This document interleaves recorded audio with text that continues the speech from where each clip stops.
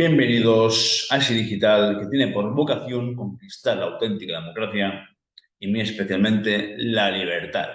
Bienvenidos a Diario de un Jurista. Soy Esteban Tena y hoy traigo una importante disertación. Una disertación que viene a colación de algunas reflexiones y preguntas muy interesantes que algunos de vosotros y vosotras me habéis hecho de una u otra forma llegar.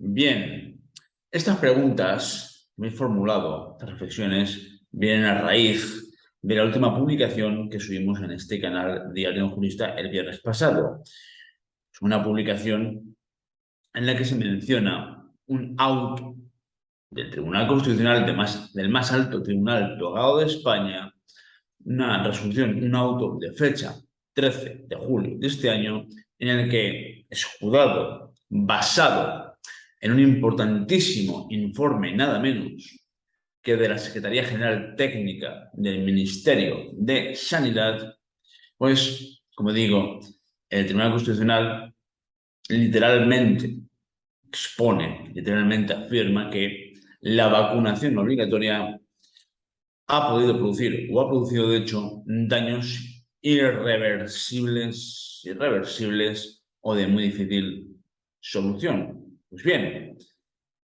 precisamente muchos de vosotros y vosotras me habéis preguntado, me habéis hecho llegar esta reflexión sobre el porqué de este auto. Vale, el Tribunal Constitucional en fecha 13 de julio dicta un auto hablando de esta cuestión basado en un informe de sanidad, pero ¿por qué el Tribunal Constitucional ha dictado este auto? Pues bien, fijaos, para esto debemos remontarnos precisamente a la Constitución del 78 para entender en qué coordenadas nos encontramos y el porqué de todo esto. Debemos remontarnos a la Constitución del 78, a esa consagración, en mi opinión, un flagrante error, un error de dimensiones bíblicas, pero un error constitucional que trajo el Estado autonómico, 17 reinos de taifas, 17 virreinatos con sus parlamentos autonómicos, con parlamentos en los que, dentro de sus propias competencias, pueden legislar. Y bien, ¿qué competencias son estas? ¿Qué competencias son las que las autonomías, las que estos 17 reinos de taifas, estos 17 virreinatos pueden asumir? Pues esas competencias las encontramos en el artículo 148 de la Constitución. En el 149 podéis encontrar las competencias que exclusivamente puede adoptar el Estado, las que exclusivamente corresponden al Estado. Y en el 148 podéis encontrar las competencias que pueden asumir las autonomías. Es decir, las autonomías, cualquier comunidad autónoma, a la hora de elaborar su propio estatuto de autonomía, puede en este estatuto insertar las competencias que este artículo 148 de la Constitución le permite. Pues bien, de estas competencias que el artículo 148 de la Carta Magna permite que los estatutos de autonomía adopten, está la competencia en sanidad. En mi opinión, una auténtica barbaridad. La sanidad jamás debería haber sido una competencia susceptible de ser adoptada por las comunidades autónomas, y aún menos la educación. Es más, es que, en mi opinión, como ya podéis imaginar, ninguna competencia sería asumida por las comunidades autónomas. Ninguna. Yo abogo claramente por un Estado central, una administración central y con la mitad de ministerios de los que tenemos ahora o menos. Pero en fin, eso es otra historia. El caso es que hemos asumido, las comunidades autónomas han asumido las competencias que este artículo 148 de la Constitución le permite, y una de estas competencias es sanidad. Pues bien, ya pasando esta primera fase de la disertación, fijaos, ya nos encontramos, ya sabemos en qué coordenadas nos encontramos. Pues ahora viene el problema. Viene la gran, digamos, la gran jugada. Vamos a ver. Resulta, como sabéis, pues, vino esto que se dio en llamar pandemia, que yo no lo llamo pandemia porque para mí no fue una pandemia. Bueno, sí, una pandemia de miedo, porque la única pandemia que ha existido, en mi opinión, que ha existido y existe es el miedo. un miedo perfectamente fabricado, perfectamente inoculado por los medios de comunicación y por el poder. ¿Para qué? Para el control de masas, para, bajo el miedo, bajo el yugo del miedo, tener controlados a millones de personas, no solamente en España. Y lo cierto es que les ha funcionado perfectamente bien. Bien, el caso es que, a colación de este gran experimento, porque es un gran experimento, a colación de este gran experimento sociológico y psicológico, posiblemente el mayor experimento de todos los tiempos, por lo menos en la historia moderna, a raíz de este gran experimento, el Parlamento de las Vascongadas, el Parlamento vasco, pues dentro de sus competencias sanitarias, dicta una ley. Saca una ley, construyen una ley en su Parlamento, que es la Ley 2/2021, muy reciente, Ley 2/2021, de 24 de junio, de medidas de gestión de la pandemia. Es decir, puesto y habida cuenta que las autonomías, la vasca también, tiene asumida la competencia sobre sanidad que le permite la propia Constitución, pues, este Parlamento vasco tiene asumida esa competencia, pues puede legislar en materia sanitaria. Y es lo que hizo, legislar para gestionar dentro de su territorio, gestionar la pandemia. Digamos, vamos a hablar claro, para gestionar el gran experimento social, el gran experimento psicológico y sociológico dentro de su territorio.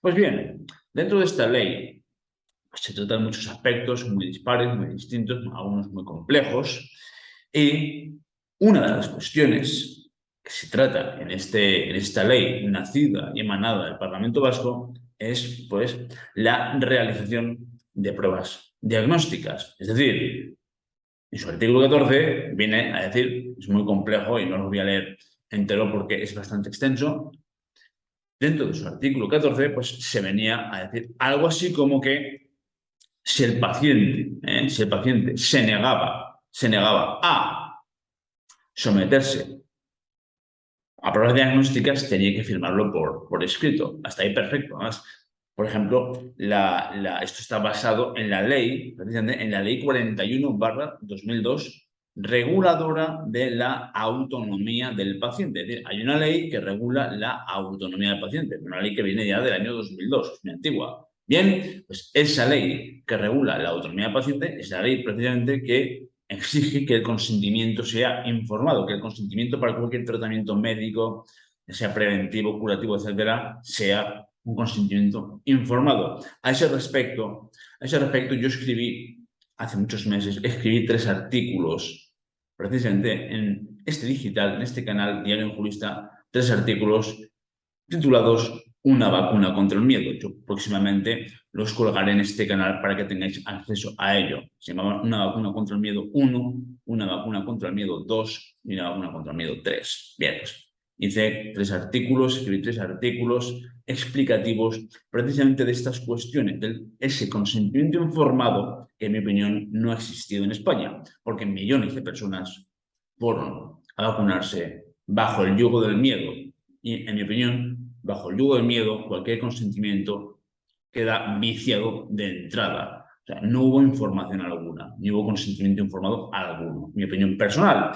El caso es que, como digo, pues esta ley básica, basada en esta ley de consentimiento informado, en esta ley de la autonomía del paciente, pues articula que cuando el paciente se niegue, lo deberá hacer por escrito. Es decir, el paciente que se niegue a cualquier tratamiento deberá hacerlo por escrito. Ahora bien, aquí viene la trampa.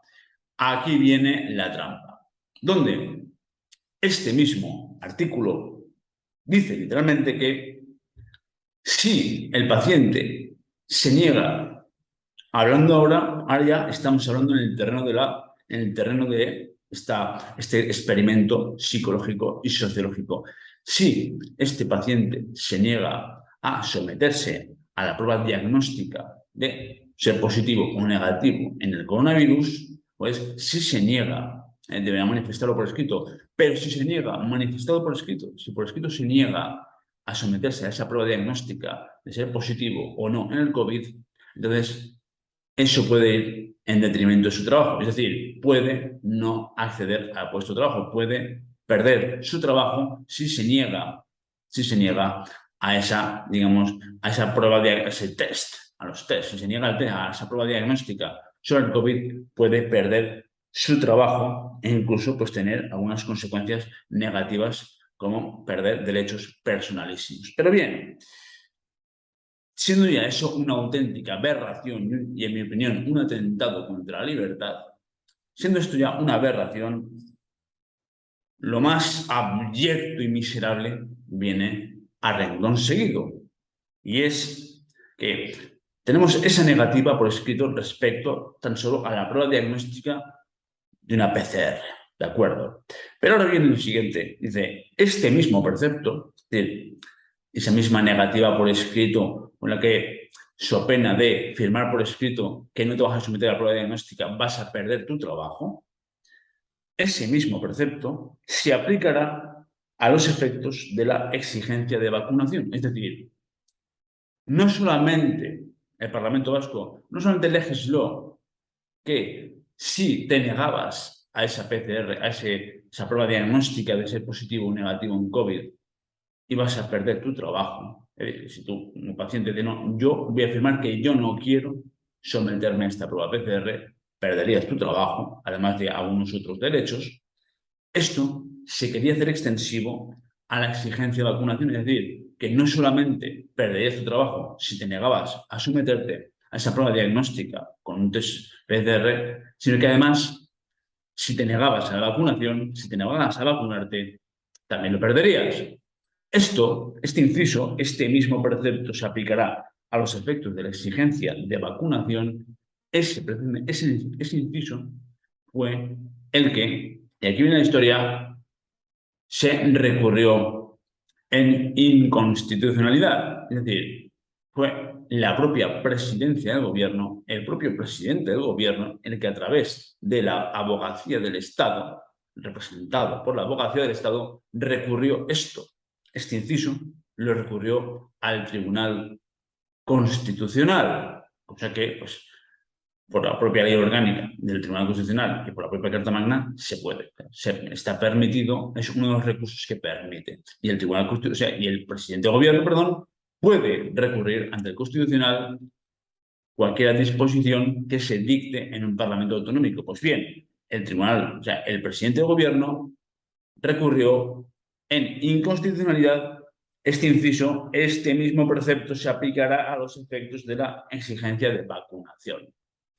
Total, que resulta que el presidente del gobierno, que ha estado aplicando totalmente medidas totalitarias, para empezar, el propio estado de alarma fue absolutamente totalitario, desproporcionado, y el propio Tribunal Constitucional lo declaró así, lo declaró inconstitucional. Pues resulta que el mismo gobierno, el mismo presidente de gobierno que declara un estado de alarma que después deviene inconstitucional, es el mismo que después recurre en inconstitucionalidad al Parlamento Vasco, a una ley del Parlamento Vasco, por hacer exactamente lo mismo, por querer imponer totalitariamente la exigencia de vacunación so pena de perder el trabajo. Pues estos son los mimbres en los que estamos. Es decir, en realidad esto es un defecto del Estado autonómico, es una guerra de taifas, es una guerra de un Parlamento autonómico contra el gobierno contra un Parlamento autonómico. O sea, es todo absolutamente ridículo.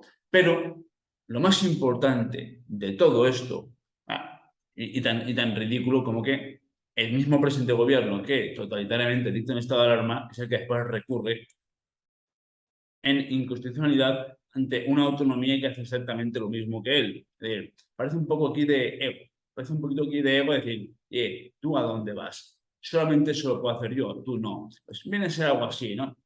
El caso es que es bastante más complejo, pero la cuestión estriba en que este auto no es una sentencia, es un auto que mantiene una suspensión. ¿Por qué? Porque la propia Constitución española permite en su artículo 161 que cuando el presidente del gobierno interpone un recurso de inconstitucionalidad contra una disposición normativa de una comunidad autónoma, como es este caso, aquí el presidente del gobierno, a través de la abogacía del Estado, ha interpuesto un recurso de inconstitucionalidad contra una norma nacida, en este caso, en el Parlamento Vasco. En estos casos, se permite que quede suspendida la disposición normativa, cosa que se pidió. Se recurrió esta ley en inconstitucionalidad por el propio presidente del gobierno y la Abogacía del Estado pidió la suspensión cautelar de esta norma y así se hizo. Se aceptó, se suspendió la norma hasta que el Tribunal Constitucional decida sobre el fondo del asunto. Y de hecho, este auto del 13 de julio no es más que se ha mantenido esa suspensión. De manera que esta ley vasca queda suspendida, al menos este precepto queda suspendido hasta que el Tribunal Constitucional en sentencia ya decida firmemente si este precepto, si este inciso, repito, si este inciso que dice literalmente este mismo precepto se aplicará a los efectos de la exigencia de vacunación. Pues hasta que el Tribunal Constitucional decida si esto es constitucional o no, pues se mantendrá en suspenso la norma, se mantendrá en suspenso este inciso. Pero fijaos en qué mimbres nos encontramos, que el Parlamento Vasco, dentro de sus competencias autonómicas, porque la Constitución española le permite tener su competencia, la competencia sobre sanidad, ya ha intentado con esta ley, el Parlamento Vasco ya intentó con esta ley ir un paso más allá en el totalitarismo para que todas las personas de buena voluntad, hombres y mujeres, tengan que vacunarse sí o sí si quieren permanecer en sus puestos de trabajo, lo que en mi opinión es un totalitarismo inaceptable. Bien, la cuestión está en que yo espero con gran cariño la sentencia del Tribunal Constitucional a este respecto. Cuando llegue el momento, por supuesto, seréis los primeros en tenerla. Estoy esperando con sumo cariño porque de lo que diga el Tribunal Constitucional, de lo que falle en esa futura sentencia de constitucionalidad, el Tribunal Constitucional, de lo que falle a favor o en contra de este precepto, va a depender la suerte de nuestro futuro respecto a la exigencia o no de vacunación. ¿Por qué? Porque va a sentar un precedente constitucional. Evidentemente, si al Parlamento Vasco no le permite, le declara inconstitucional este precepto, no lo puede, así en su contrario, declarar constitucional en el resto de parlamentos. Pues, disculpadme si he sido demasiado exhaustivo, pero algunos y algunas me pedisteis una explicación, una disertación más profunda y exhaustiva de aquella publicación. Espero que con este vídeo pues, haya quedado, pues, bien, espero haberme expresado y que se haya entendido.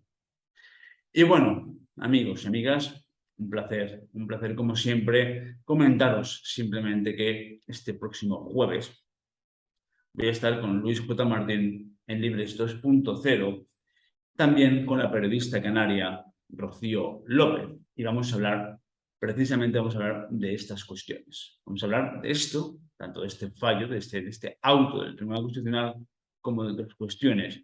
Yo, como reflexión final, quisiera transmitiros, ¿no? Como ciudadano, como jurista y especialmente como amigo, quisiera transmitiros que no tenemos que vivir con miedo, ni vivamos con miedo.